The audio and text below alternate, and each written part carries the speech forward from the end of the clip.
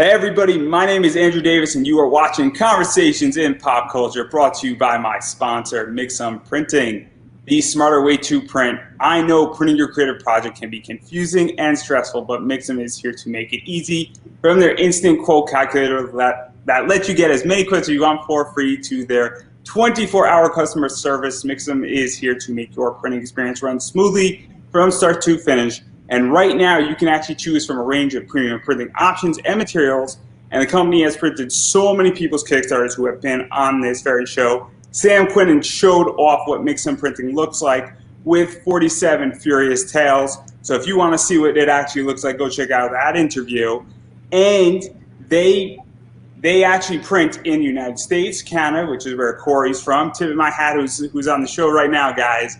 Australia and the UK, and Mixum can print and reach your audience anywhere in the world. So if you're ready to print smarter, not harder, head over to Mixum.com. And right now they're actually running a very cool promotion where listeners of my show can drop my name, Andrew Davis, in the message tab to get 5% off their first order. So that's Mixam.com. Again, type my name, Andrew Davis, in the message tab of your current order to receive 5% discount on your first order. And I'm sure you can attest that every percentage point counts when you're funding a Kickstarter, whether you're 300% over or 3% over, every percentage point counts. So without further ado, I have returning guest, comic creator Corey Hardiman. So welcome back. Thanks, man. Thanks for having me again. Yeah, I know. What is this, the third or the fourth time now? Yeah, third or the fourth, one or the other. I'm not sure. I'm not sure either, because the last 2 years, the last 22 months of my life, all like go into one entire long week. You know, I feel like it's Weekend at Bernie's all over again. Right on. I think a lot of us are feeling that. And it's going to continue. It's going to continue, and I'm a very pessimistic person, which means I'm always right eventually. So anyhow. Which means you're realistic. So all things and all kidding aside, obviously, I do want to get the preliminaries out of the way. You actually have proper lighting this time. So right off the bat, I just want to say thank you for having proper lighting. If you would like, though, and if people want to comment, if we get about 100 people watching live, we can make the lights shittier for everybody's convenience. Turn my halo down lower. But all jokes aside, you have a lot going on with Sister Mercy. Big time, and it's being funded into a graphic novel. And so what is going on with that? And I don't want to rehash everything because we beat up Sister Mercy the last 2 or 3 interviews, but what is going on with the graphic novel and really bringing that out at this point to the project? So the graphic novel is the first 4 issues combined, and it has the standard and new variant covers of each of the first 4 issues in there as well. Along with the first issue is recolored by the same colors who did issues 2, 3, and 4. So it had the same feel for the entire book, and there was no great, transition from one style to the other. And also in this campaign, we did what I originally in the campaign now is labeled the Sister Mercy sketchbook, but it's been aptly renamed The Art of Sister Mercy, which is an add-on, a 28-page issue featuring most of the variant covers, some of the pinups, and some of the single commissions that we've worked on that we've had over the years, all put together in one issue as well. Yeah, and I kind of want to dive into all of this, where obviously doing a graphic novel is very different than doing a single issue. It's different printing, it's different binding, it's also somewhat of a different market. And so what has this been like for you? Because I think this is your first graphic novel that you've done. And obviously the way it goes in comics is that you have, 3 issues that then become a graphic novel. If it's a 3-issue or a 3-parter, or if it's a 4-parter, or some people are doing it in a 6-issue, volume where it's a 6-issue miniseries and then they put it into a graphic novel for the 7th Kickstarter. And so what is this process like for you? Because it is very different than doing issue 4 or issue 3 of just Sister Mercy, or issues 1, 2, 3, and 4 that they've done. Going into it is very comparable to my first Kickstarter because I didn't know what to expect. I've built up a little bit of a returning fan base, that I've been grateful enough that I've had come back for every issue. So I knew that aside from the few people that collected graphic novels, that this would have to reach a new audience as well, and a good time to bring in new readers. But I didn't know what to expect. I didn't know if this was going to meet the threshold or not, or exceed it by a lot. And in the end, it's actually turned out to be, so far at least, and we're 10 days in, right on par with the last two issues. All three of them seem to be, those two and this one seem to be following the exact same trajectory so far, which is better than expected, and very, very happy to see.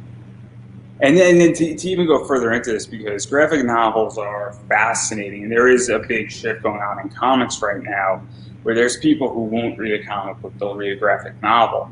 And also a graphic novel to some degree, because there's a lot of people, their first comic is not the traditional floppy, but it's a graphic novel. And also for comic shops, to some degree, it's also an easier sale when they have a graphic novel, and that's also an entry point where certain comic shops are saying, well, graphic novel sales, and in 2021, graphic novel sales have been killing it, moreover just than floppy books and regular, monthly books. And I think it's people are around, because of COVID, less things are open, less people want to leave, and also people want a complete story and they don't want to wait, 4 or 5 months in between Kickstarters. And so what is that like for you also as a marketing play? Because there's life outside of Kickstarter. With that, I'm basically still learning as I'm going. This is all new ground, and just sort of taking it as it comes. And for this story in particular, where it gathers the first 4 issues, this is actually the halfway point of the story. So this is the first half, called Paradise Lost, and the second 4 will eventually be combined in the second half, which is called Kingdom Come. And so it's it's different so far in just not being really having any familiarity with it. Before this, I had done my 4th Kickstarter campaign for issue 4, and I'm starting to develop a little bit of familiarity, knowing what to expect and stuff like this. But now I feel I'm back to being a fish out of water again. I'm a newbie, just kind of like doing this for the first time. So I really, really don't know what to expect. And then also, we're going to dive into a bunch of stuff going on with it, but you mentioned something as well with this, where the first issue was done and the colors were done by somebody different. And some of the artwork, I think, was also done by somebody different. And there needed some stuff to be touched up because, well, your first comic out of the gate is always rough. I think it's a safe assumption for everybody in the business. And so what prompted you to want to recolor it and want to reshoot it and make it more congruent with the other 3 issues? Because, well, that costs money, that, can break relationships to some degree. You don't want to go and mess somebody's artwork up and offend a colorist per se, but you also want it to be congruent, and you also want to give it a new refire and give it a fresh new, I guess, paint a coat, for lack of a better word. And also you're putting it into a graphic novel, and that's the opportunity to sort of do it as well. And so what was that entire internal discussion? Because it's not a cheap internal solution. It's not changing a name before the book's released. It's legitly reshooting something off. That's right, and it certainly wasn't meant by any means any insult to the original colorist, Lancelot Corcoran. He did a great job. It was meant to be a triple insult, but that's not the point here. Yeah, no, but it's just like I said, and I really wanted the reader to have the same consistency going all of the way through, right, and not to have some because both colorists did a great job, but there's definitely a very, very drastic style between the colorings. But on top, not only on top of that, but when I did issue 1, a friend of mine that helped me, because I really went into that blind, and a friend of mine helped me figure out a lot, and he came up with the CWH Comics branding, which was the branding that I used for the first 4 issues. But it was never, though I'm very, very grateful for his help in doing that for me, it never really hit the nail on the head in what I wanted to be if things were successful and I was able to expand. So I've changed that and dropped that to Attic Door Comics, and hoping to take things further. So I've rebranded all of the first 4 issues. I've dropped the CWH Comics logo and rebranded them all Attic Door Comics. So we're going to talk about that too. Yeah, no, and this is to answer your question. So it's basically going all the way back to the start and doing everything the right way that I wanted to do it, now that I have a bit more of an understanding of how everything is going, right? So. Yeah, and it also, I think, is important to, in a lot of ways, have consistency. I mean, this is one of the biggest problems, and I'm sure that you back a bunch of Kickstarters, and it agitates me as a consumer. I haven't created a Kickstarter. Certain people know, and I'll make it crystal clear that I'm going to be launching one in November. And so I don't know much about Kickstarters, but I am a consumer of the product, and I use the platform. And from a getting out projects, and being consistent on that, it bothers me and it irks me. And I'm the consumer, so I'm paying for it. When art styles change in a book, and I don't mean a cover, style. I mean like the actual art in a book or colorists. I mean, I've seen that, and there's a lot of turnover. It definitely turns me off as a reader, and it turns me off as a customer. And so I think consistency in a lot of ways matters because, well, that's how you keep somebody involved and keep them there. And I think that it's super important that if you start something with one artist, then you need to finish it with that artist.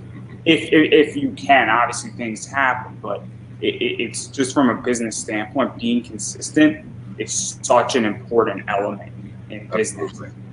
Yeah, and it's hard though also being an indie creator where the gap between each issue is so long. Something we're actually trimming down with 4 more issues to go to tell the second half of the story. We don't want it to be 2 issues a year, so I think we're up to 3 issues coming up in each calendar year. So that should be able to finish the story off faster. But it's hard to keep a team together that long also as well, right? Especially in this day and age. And I've been very, very lucky so far with some of the guys that I've worked with. Ricardo and George Vieira that have, stuck with me through thick and thin and are still working with me today. So I've been really, really, really, really lucky that way. Yeah, keeping a team is beyond complicated. It really is.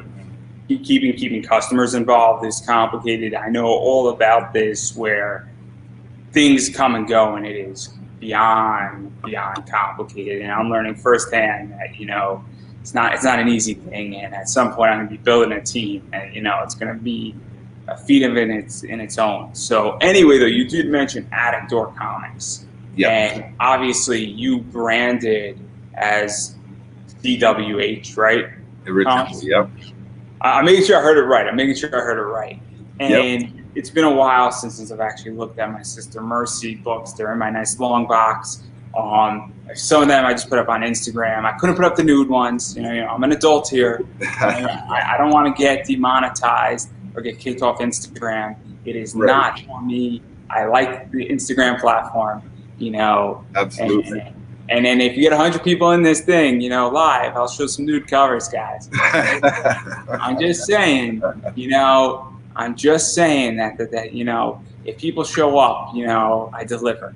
But what was that like of saying, okay, this brand went this way and it was good, but now we need to shift things up and make a change and rebrand, and even looking beyond just Sister Mercy and saying, okay, what if we do a prequel? What if we do a sequel? What if I go and do something that's in the same world but is a whole different title? Or that even the idea now where everybody's creating an imprint or a publishing house to some degree. Exactly. And thinking long term, obviously that's kind of the path I'm going down, where Pop Anime Comics is definitely more becoming a holding company at this point.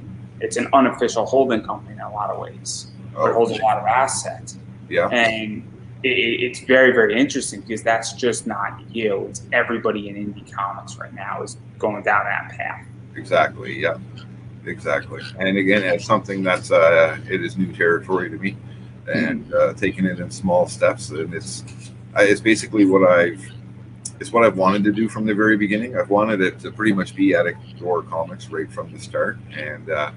And coming up, there is a spin-off that I've dropped a short advertisement for called Hope and Sin, which is going to be spun off out of the world of Sister Mercy. And that's later in 2022, hopefully, if everything stays on schedule. And Lord knows, whatever other titles as well, right? There's so much we'd like to do. And since the Sister Mercy campaign's been doing well, I'd like to spread that into other titles and just grow more and see what happens. And then even going further into this, because I think you and me spoke about this, it's the idea, and I've spoken with other people, well, obviously I come from the comic book investing side of things. And so right now, the discussion in regular mainstream comics for those who are interested. We don't know how indie's going to go. We have no idea whether indie is the future. If it's not the future, it gets complicated when you have companies like Image coming in and with Lady Mechanica because, well, things get complicated once you start going mainstream and you're also going, Kickstarter and even Nocturne with Scott Snyder and Keanu Reeves. It's a complicated entity, and they've only made it more complicated. But obviously, when you rebrand, I think you only have a certain amount of stock left on certain books from the CWH brand, and to some degree that protects value because those are what are known as true first prints. Yes. First thing, and so nobody knows exactly where all this is necessarily going, but what is that like to say, hey, look, I'm not going to go and reprint a cover, and we're going to talk about the redacted version in a second. It's going to segue right in, but I'm not going to go reprint the first issue's cover with just the new branding on it versus that. And so protecting value and also protecting people and saying, hey, look, if you missed the first Kickstarter, well, you missed out on that book. Well, I'd like to have something with every Kickstarter that's only for that campaign. And again, this is something that I've been learning also as I go, right? So there's always, but I also still want to have the back issues accessible to new readers, so somebody can always jump in anytime they want with any campaign. But at the same time, I believe the last one had 5 different covers. But after the campaign ends, only 2 covers, usually the new variant, which one which will be the standard edition, become regular. The other ones are done permanently after that print run. And it's also the idea that for the people who back, it makes it a necessity for them to back a project and back that Kickstarter because those covers are exclusive. And then once those covers sell out of your stock, they're gone. And I could tell you for a fact that, I think it was the 3rd one that had the Steph Wilson. Yeah. And in that cover is really not easy to find on eBay. I don't think Steph has any of them left on his store. And when you do find it, it's like a $30, $40 cover at this point. Okay. And so obviously it's a very, very expensive cover. And certain covers tend to do that in indie right now. It's a very interesting position that's going on. And I think it's also nice for me because I have that cover. I feel protected. And that one's permanently out of print. I will never be printing that cover again on anything. So anybody that has that one, if the image is available, then the Sister Mercy sketchbook is one of the pages. But it's the cover itself. It's whoever has it now. That's the only people that get it. Along with everything else that has the CWH Comics branding is now all finished. Right? That will never be on. There'll be no more reprints of everything else. And also, I mean, that's also very important as well, because with everything that's going on anyway in the entire comic world, there's a lot of IPs that get optioned, a lot of IPs get bought, a lot of IPs get turned into something. Whether they get turned into something good or bad, that's up for debate. But at this stage in the game, Hollywood and Netflix and Hulu and Amazon, and soon enough, you're going to have Sony. Sony owns Funimation and they own Crunchyroll. Yep. You don't think they're coming knocking on certain IPs for animation rights? I mean, it is coming, and it's going to be very interesting what's about to happen in the next 10 years in that segment. So obviously, there's a lot of stuff going on, and I like knowing that certain books that I have are not going to be reprinted, and that there is a limited finite ability, because it makes me feel that, and I'm sure I'm not the only one, but if all of a sudden you were reprinting that Steph Wilson cover every single week, it would diminish its value, and I would feel cheated as a buyer, and I feel betrayed. And I think it's a big issue right now in Kickstarter to some degree. People feel betrayed when that happens. See, now I haven't experienced any negativity yet. So with well, I'm not saying you betrayed me. I'm just saying. No, I understand what you're saying, but where I sell back issues with each campaign, I usually make back issues available. So what I'm saying is that if you went and then you printed that Steph Wilson cover every single week and you added another 15. Oh, I see where you're coming from. Absolutely, for sure. That would agitate a lot of people. Oh, absolutely. Expensive. If you printed an extra 200 copies of that and then you offer it in, the Sister Mercy 4, you have 50 available in this campaign, for instance, that's not offensive to people. because nobody feels cheated. It's when you go out and then you're at a con, you have 15,000 of them because you just ran it off on a printer, you know? Right. Yeah. Yeah. For sure. No, I see where you're coming from completely.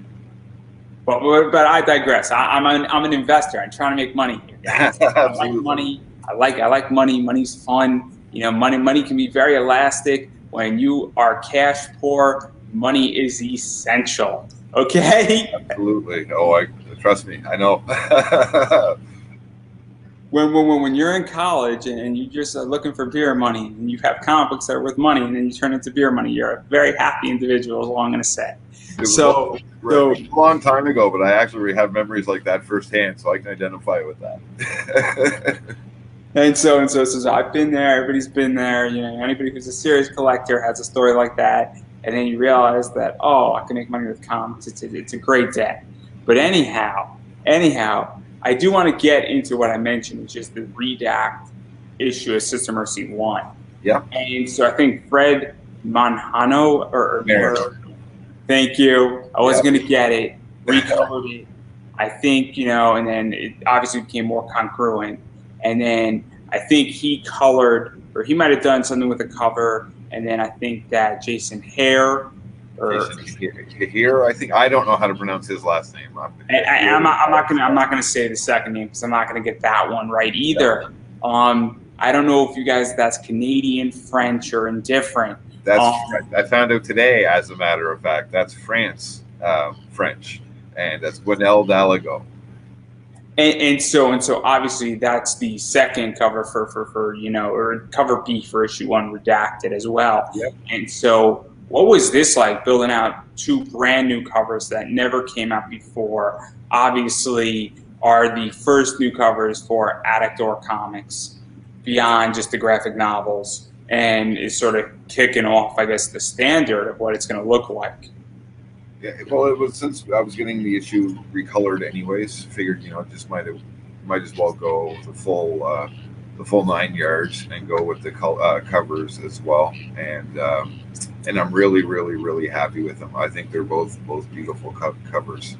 And I also, with this campaign, wanted to have something extra for the backers that have backed all the campaigns previously, that, you know, if there's something a little bit different that they may not necessarily want the combined graphic novel, or if they're only comic book collectors, and that way there's something there for specifically comic book collectors as well.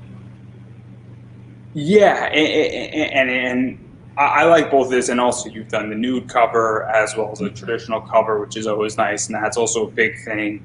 And it's very interesting with what's going on. And obviously, one of my favorite people who's in the comic world is Sandrew. I think did some coloring on the nude that Ricardo Silva did. You know, for the last issue he did, yeah.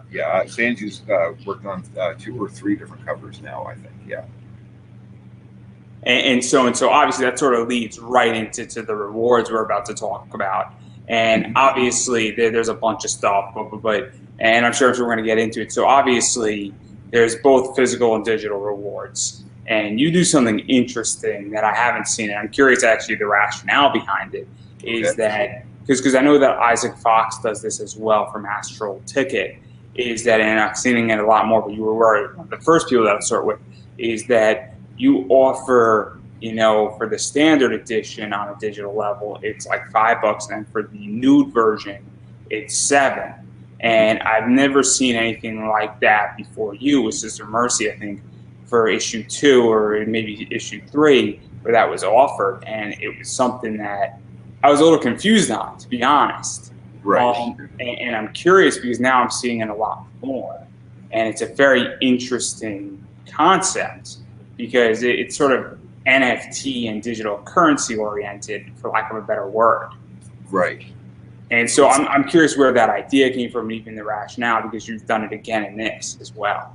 Well, when I wrote the first issue, it only had 1 cover. When I first launched when I launched the campaign, it launched with a single cover. And 2 weeks in, the campaign was struggling, hadn't hit 50%, wasn't really doing too much. And I just started looking at the campaigns that were working, and I saw a lot of nude variant covers. So I messaged my artist and I said, well, let's try a nude variant cover, and we'll do a 100 issue limited edition, make it worth $2 more to, since it has a little bit more value, and it made the difference like almost instantly. I was so shocked. So that definitely helped direct the where the comic book was going, and it added more of that element which previously wasn't intended to be there. But I think I've worked it in organically, so it doesn't seem too forced. And we've just gone with that ever since. And it seemed to it worked with that very first campaign. It was what got us over the hump. And so yeah, and we just continued with that. And I'm now seeing that model being used a lot more, and I was very curious about it because it is something that, and obviously, I've only been back in Kickstarter seriously for about 2.5 years. Mm-hmm. So obviously there's people, and I've only backed like 32 projects. So obviously, I haven't seen everything, but with all the people I've interviewed, it's now becoming more of a thing where people offer that thing and new covers as a digital entity.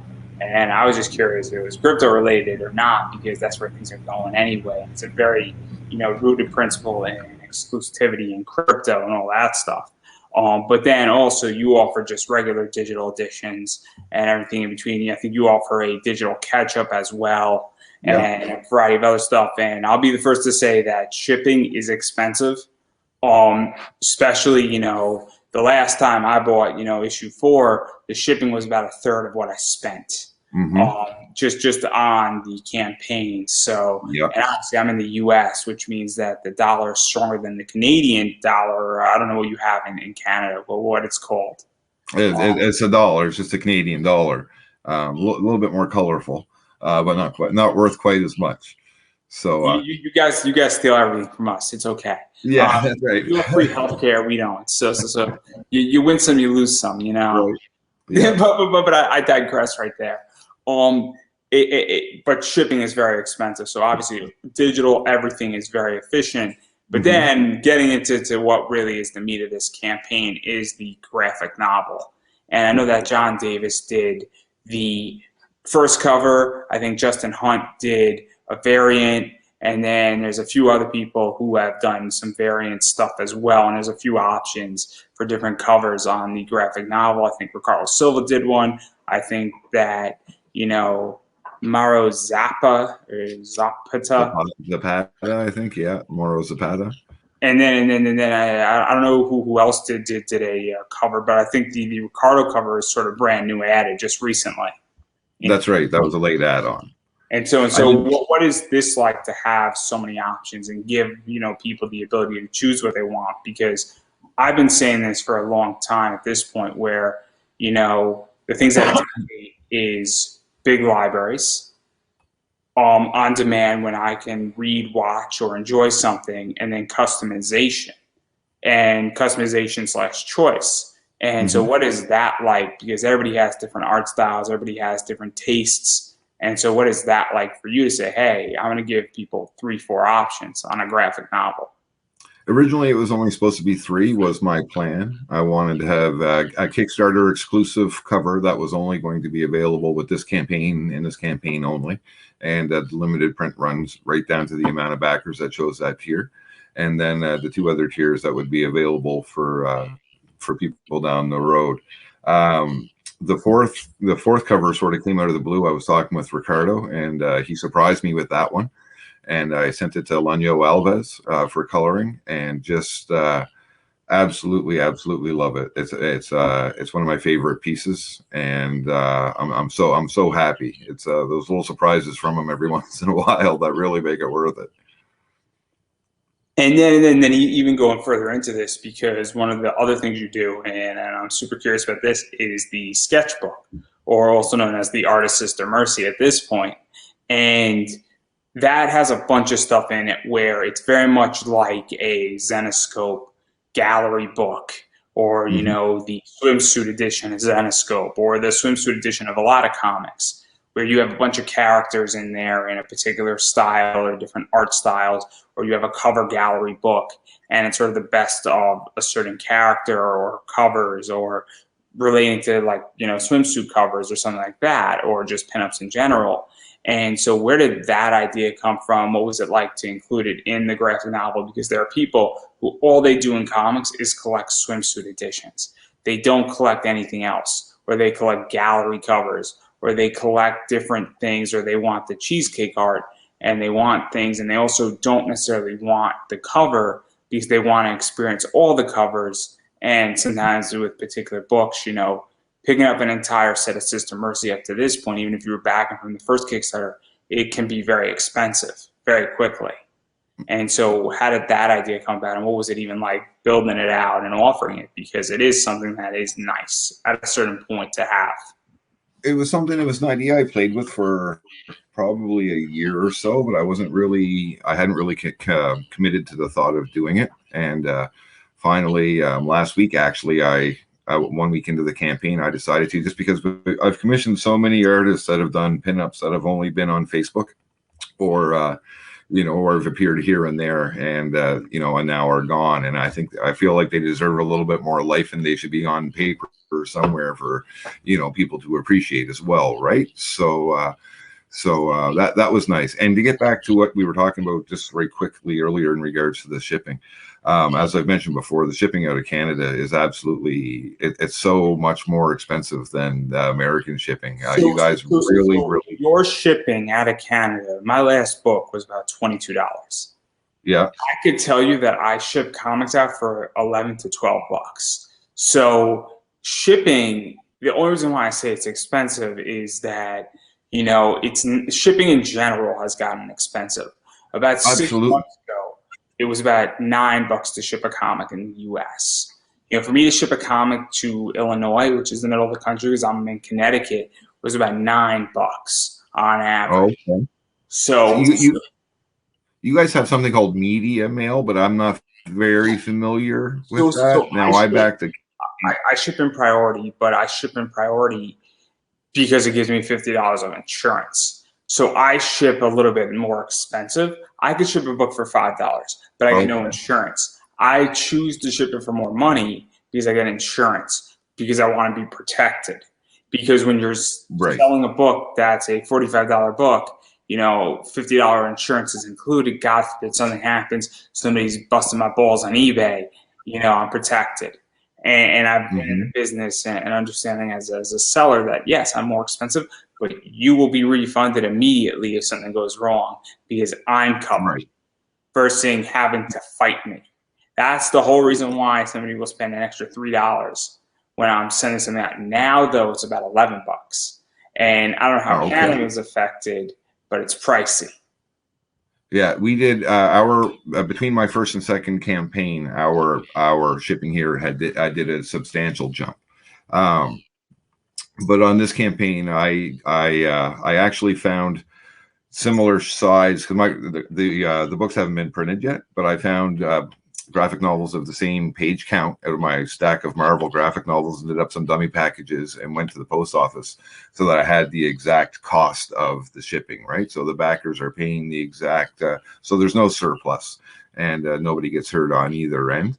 And but it has been hard with the shipping being, because a lot of people that look at my project, they don't realize I'm running it from Canada, so they don't necessarily they see the higher shipping cost, they don't necessarily understand why. But I backed one campaign, and they had a stamp on it from the US, and it was $3.50 is what they cost to mail that to me. And for me to turn around and mail that back to them, the exact same package without opening it, would have been 4 times the cost.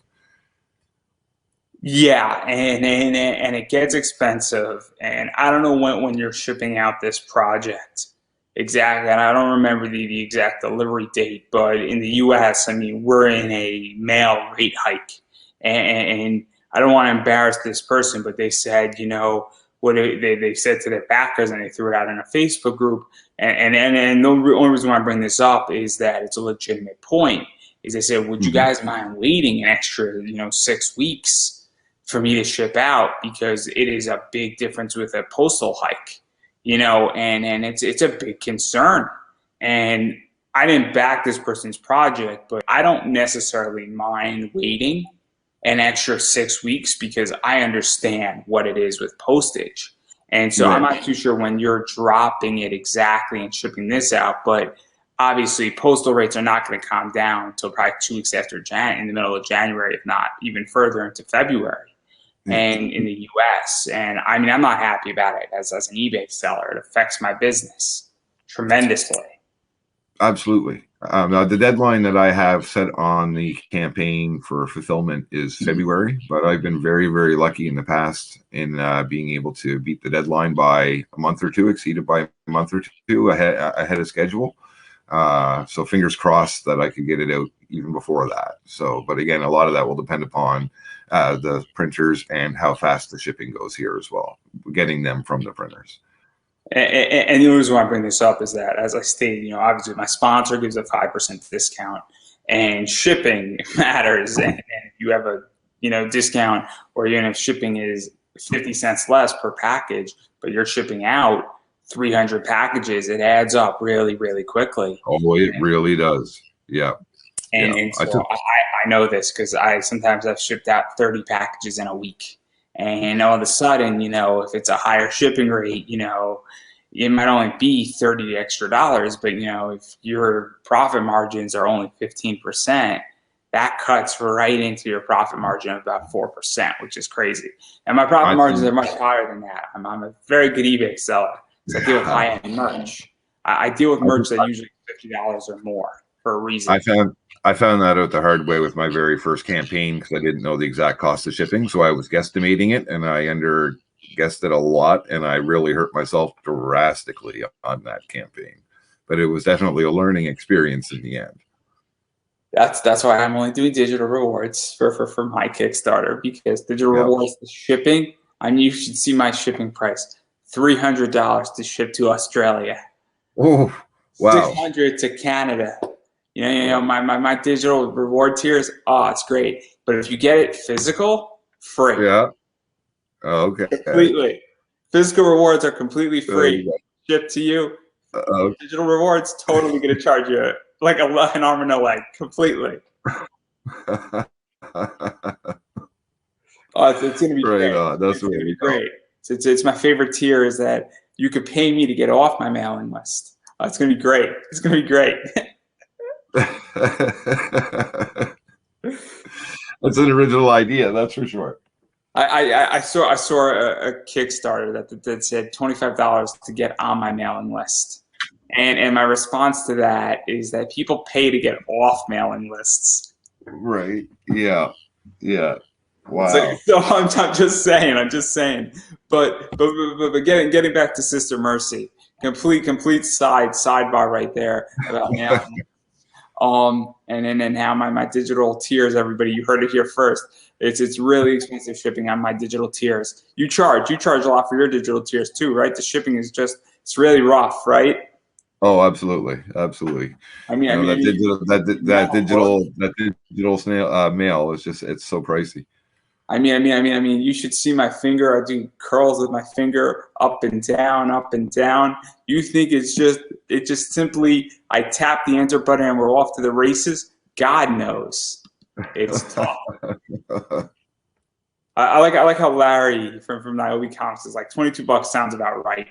So what he put up for his, because he's in Canada too. And he has a project, and it's going to be expensive because I know I just backed this project up from Canada, and the shipping was whatever. The only good thing about that was that the dollar is stronger. Also, word wise for people who are backing, don't use debit cards if you're buying international, because most banks will charge you a 3% fee on top of it as an international charge. I found that out the hard way as well. And when you're backing a tier that's like $100 or $200, it gets very expensive very quickly. Okay, that's interesting. Did not know that. So I use credit cards. A lot of credit cards don't charge international fees, which is very, very cool. So, obviously, you should probably call up your credit card to see if they don't charge a fee or how you can avoid the fee. But it's very important because when you're backing, 6 projects from Canada, all of a sudden it could be $10, $15 in fees that could go to another project. So that's something to keep in mind as well. But even talking about the sketchbook, because I actually really like the idea for a sketchbook.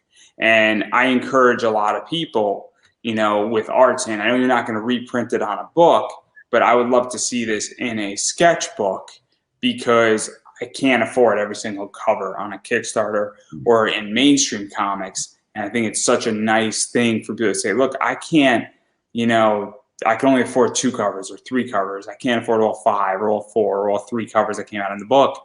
But now that they're all in this book, I can actually see what they look like. I can see, what it actually was supposed to look like on the cover. I can actually see who's the artist. I didn't even realize this artist worked on this book, And so I think it's very cool, especially also just from a documentation standpoint, as well as it keeps art alive. Because sometimes, there's so many projects on Kickstarter that Steph Wilson is doing so many covers. And I hate to sing out Steph, but he has probably very active.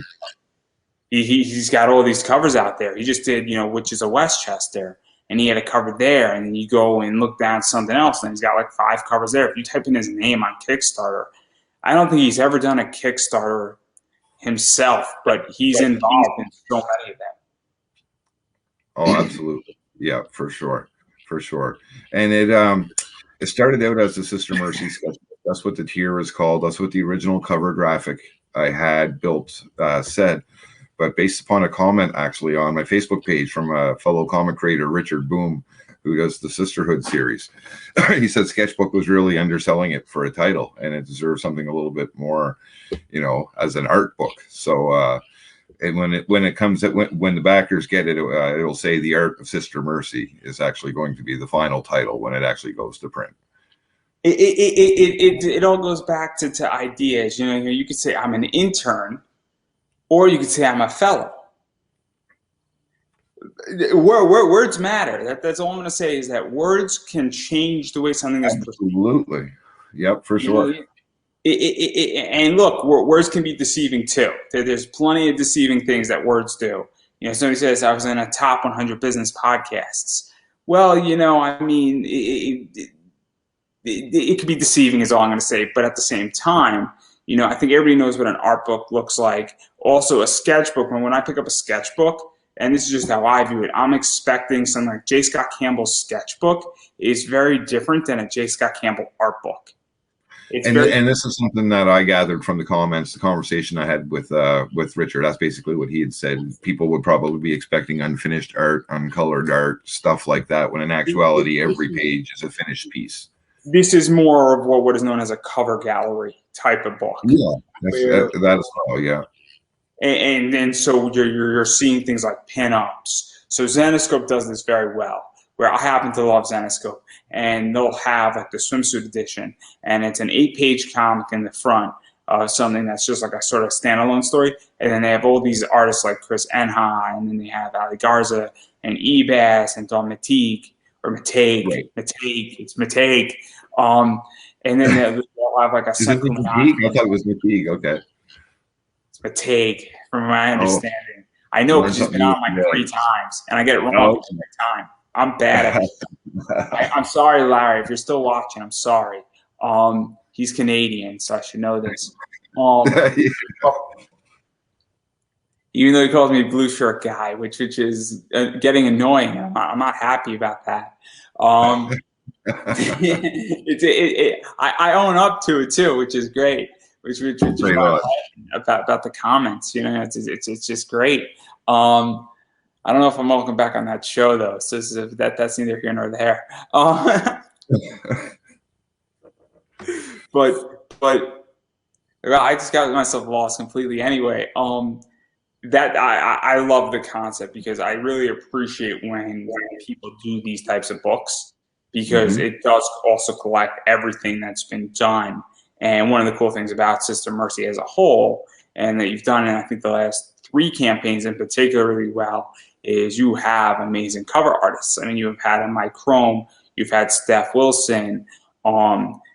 There's a few others that are slipping my mind here, But obviously, the angelic one that was in, issue 4. I can't look at the guy's name off the top of my head. Yeah, Paul Anderson. Or Marco the Archangelus.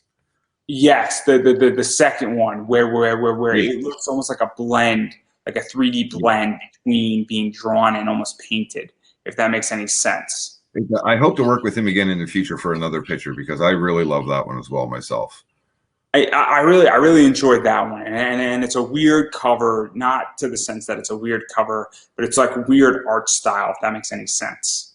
Not a typical comic book cover. Yeah, Yeah, exactly. it looks, but it's not like a Carla Cohen that looks like a cosplayer, but it's painted. It's like a weird blended. I don't know how he did it. It'd be super interesting to see that thing being developed in like a sped up video. That'd be cool. Yeah, I would pay extra to see that. I'm not gonna lie. Um, right on. but and then also there's some original art I think up for sale with Sister Mercy, and then I think that Ricardo Silva is doing some other stuff too, as well as an additional tier with this. And so there's a lot of stuff that can be bought from pretty much just that regular affordable prices all the way up the tier for whatever you want that can be achieved in this entire Kickstarter. If there's something you want in Sister Mercy, you can get it through this That's right. Kickstarter. Yeah, exactly. And if you can't, well, go to a church. And then I do want to talk about stretch goals though. So you've done something very interesting with your stretch goals where you do stickers. Yeah. You've done magnets which are traditional, but you've entered into BDI's territory now with poker chips. Yeah, I backed the Flesh Eating Cheerleaders campaign and got poker chips along with a couple of other campaigns since, but those were the first ones that I got and I loved them. And I instantly thought, yeah, that was a top priority. Sister Mercy poker chip. I had to have one. CB Zane does it now. Everybody's doing it. It's a very popular entity at this point. It's a very popular, I guess, tier. It's part of the entire, I guess, idea, and it's also really hot at the moment. And Yep. so what was that like introducing it with the graphic novel? Because it fits, I feel, more with the graphic novel at this point than it does with the single issues. If that makes sense. It does. It was fun. And plus the graphic novel gives me a bit of the opportunity to go back and use some of the art from the previous issues since it's featured in there as well. So on that poker chip, it has the Mike Chrome cover back from issue 3. It's the piece of art, I believe, that I used on that one. And yeah, that was a lot of fun. So happy to launch that. And I can't wait for them to arrive because I think maybe I'm my own biggest fan. I don't know, but I look forward to having that Sister Mercy poker chip. And to even talk about this, because obviously I threw something out. I had this discussion with Larry Higgins, who's Niobe Comics. I think he runs that channel. Does some great work. Yeah, and so I had this discussion about how do people earn my money on Kickstarter. And where I'm at is that usually there's about 4 projects every month because I usually try to back 1 a month. And what winds up happening is that I look at it and say, okay, the story looks better. I know the artist. This project looks good. Where is it shipping from? Am I interested in the project? Do I have enough money at this point? What came first? And then I say, okay, who has stretch goals that are interesting? If somebody's going to offer me an additional comic, that gets me a little bit closer to where we're going. So like BDI, Tom Hutchinson for he sometimes offers additional comics, or he offers metal cards, or he offers those poker chips. CB Zane offered a poker chip. Who's going to be adding additional content to the book? Who's going to upgrade the cover of that book? So Travis Gibb did that, where he basically took the cover and then he did it was Cthulhu and Bezos, and he did glow in the dark on the cover. Oh, cool. So yeah, that's a great idea. So it's really cool when you now flick off the lights and you put your book in the sunlight for 4 hours and then you could see it. It looks pretty cool. So it's the idea that is what dictates me. And then when people have things that are actually different. So I love metal cards. Metal cards is a stretch goal that gets me very exciting. Magnets don't. Stickers, I could give 2 shits about stickers. They don't do anything for me. I understand why people do stickers, because they're cheap, they're affordable. But if like Jamie Tyndall for Miss Meow Merc Magazine, he did an 11x17 art print in his project that everybody got. That's like a big deal. Now I understand that's not an expensive thing to necessarily do, but at the same time, it's at least go big or go home to some degree. And so like that, I don't know what gets you over the hump necessarily when you're backing projects and even what to deliver. because you got to earn my dollar now, especially when there's 260 projects on Kickstarter. You have to earn my dollar, and it's story is not enough anymore. Right. For the stretch goals for me, again, with the shipping, I try to make sure it's not something that's going to put the weight of the project of each package substantially over, right? But at the same time, I want it to be something I'd like to I'm trying to pay attention to what people seem to respond to the most, and also what myself as a fan who's backed a ton of projects with the stuff that I like getting. So I noticed with the stickers, people seem to really like the stickers. I like the stickers as well. Somebody that's sticker bombing. I'm the outlier. You're the outlier on those. Fine. You're a fan of the fridge magnets, though, right? So you went amongst but many others. Are useful because I have things on my refrigerator. It's a useful item, and also for me with a magnet, it's cool. Sister Mercy's up there 3 months, and then I guess it goes out of rotation for like a year, right? Because I just mix it up. But like I got things that have to go up on my refrigerator. You know, I'm not going to go put up a nude magnet on my refrigerator because at some point I'm going to have kids, and well, you know, I don't want my 5-year-old looking at a half-naked nun when they're 5. When they're 7, it's all right. When they're 7, they're already corrupted enough in the United States.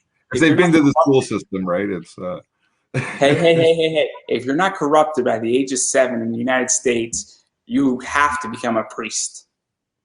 That's all I'm going to say.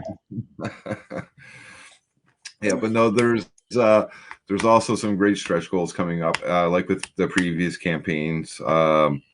There's I like doing I still have some of the original art from some of the earlier issues, some of the actual pages, and I in previous campaigns I've done draws for 5 pages of those. And Ricardo was also he sent me a package from Brazil that had not only some of the original art, but actually the original sketches, 4 per page and stuff. So there's going to be a lot of prize draws coming up as well, and enough so that everybody stands a really good chance at getting something, right? So that's coming up in some of the later tiers also. Yeah, no, and I think it's important in which that, you know, obviously stretch goals impact how I buy, because at this stage in the game, when there's so much competition out there, I need something that pushes me over. And it sort of leads me into my question here is that, and I had this discussion with somebody else, and the way I view it is that Kickstarter, in my opinion, I'm curious how you feel, is there's so many projects on Kickstarter, and there seems to be more and more. And the question becomes is that can it sustain itself? And it's because the way I view it is that I back 1 a month. You know, I don't even know in November if I'm going to back any because, well, money's tight.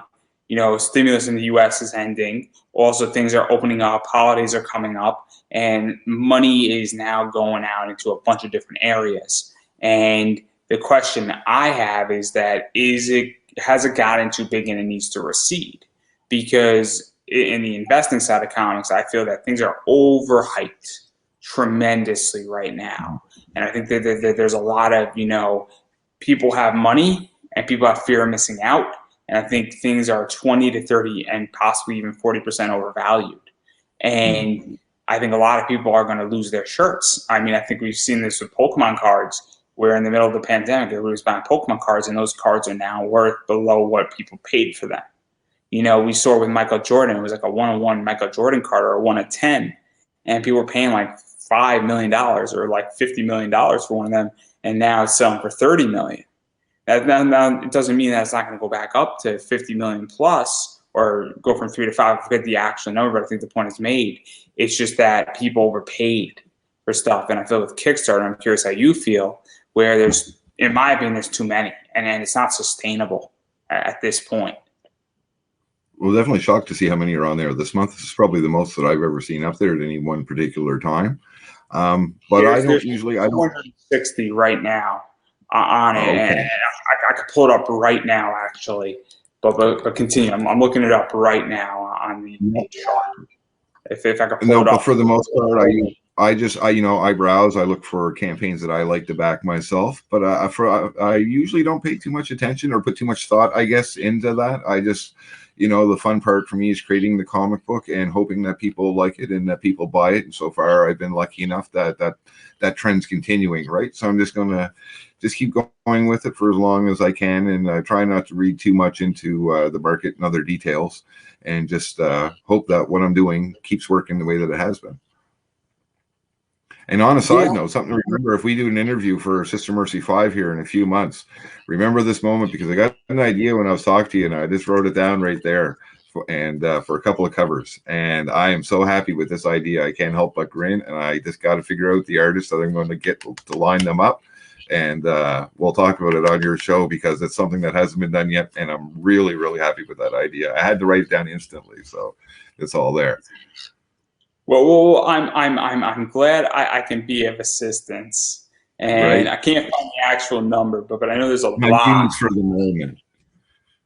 And I'm sure you're going to give me a hint off air of what to expect, so I can start saving up my money in January, and hopefully I'll have money. Hopefully I'll be I'll be getting paid, and I'll have a little bit of money after I make sure that I'm economically healthy again, and hopefully I can go waste some money on Kickstarter and figure something out. I mean, who knows? Maybe at the end of November, I'll be rich. I'll be filthy rich. If everything goes accordingly, I'll be super stoked with my project that's coming. That's all I care about. I look forward to it. Yeah, my project's gonna be fun. I got some very, very cool rewards that everybody's gonna hate me on. Everybody's gonna hate me on them, and I know everybody's gonna hate me on them. And they're not gonna hate me because it's a bad idea. They're gonna hate me because they didn't think of it first. And it's going to be ripped off. I know it's going to be ripped off, my idea, and I'm looking forward to it. I'm going to be serving people with paper saying you owe me a royalty. There you go. Imitation is the greatest form of flattery. Stealing is the greatest form of flattery. There we go. Still an idea. You're not asking. You're just saying, "Hey, this is mine now." But I digress. I would ask you about cons, but I think we've already beat that up. Kickstarter, obviously, we just beat that up. And so the only other question I have, because I know you want to go watch hockey, is where can people find Sister Mercy? Because I know it's backed on Kickstarter. And then even going beyond the Kickstarter, though, where can people find you on Twitter? Where can people find you on Facebook? Where can people find you, Instagram, Snapchat, any other place where it might be, obviously a website, because all that stuff matters. Email lists are big now. Absolutely. So on Facebook, on Facebook, you can find us at Sister Mercy Comic Book, and on Instagram, just also Sister Mercy. And to purchase some of the back issues outside of Kickstarter, you can go to Indie Planet and just do a search for Sister Mercy or CWH Comics on Indie Planet, and that's about it for the most part. I avoid Twitter like the plague, but I'm on the rest of those. Oh, I love Twitter. I love Twitter. Yeah, and I love Instagram. I struggle with it. It's just, I don't know why. It's just, I've tried it a few times, and it's just one of those things. I don't gel with it at all. Understand. Twitter is weird sometimes. But I digress. This is not a podcast about Twitter. It's a podcast about and pop culture for that matter. So obviously, and I encourage. I backed the first. I didn't back issues 1 and 2. I bought those digitally, but I did back 3 and I did back 4. And I'm just cash poor, so I'm sitting out this one. Regrettably, I'm just cash poor, and I need to go cry, and hopefully I'll just I'll lick my wounds very peacefully.